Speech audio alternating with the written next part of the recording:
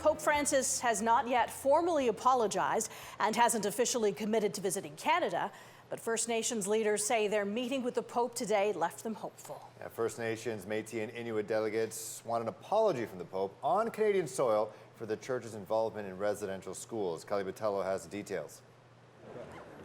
I spent 14 years of my life in 3 different residential schools. Singing and drumming traditional songs through St. Peter's Square in Vatican City. First Nations delegates spoke of the power of an apology.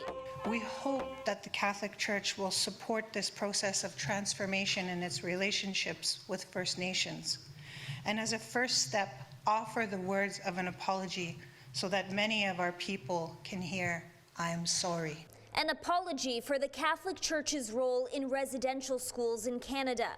While the schools were set up by the Canadian government, many were run by the Catholic Church. Indigenous children taken from their families, many abused, and at least 4,000 died. The discovery of thousands of unmarked graves, a shocking reminder of Canada's dark past.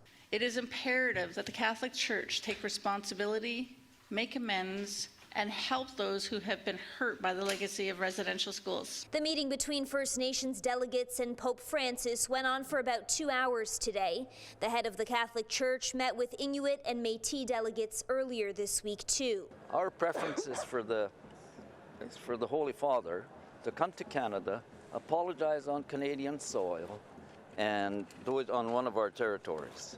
That is our hope and wish, and we made that very clear to the Holy Father. Although no promises were made by the Pope today, the delegates say they left the meeting feeling hopeful. Gave me a real sense of optimism. We heard the Holy Father say to us very clearly, the Church is with you. The next thing we will hear is, "I am sorry." I'm absolutely convinced of that. First Nations, Inuit and Metis delegates will meet with the Pope again tomorrow. It's expected that he will discuss the Church's next steps towards reconciliation, which Indigenous leaders believe will include that papal apology on Canadian soil. Tomorrow will be the first day of reconciliation, not only with ourselves, with our families and communities, but with our neighbours, and indeed with all of Canada. Botelho, CHCH News.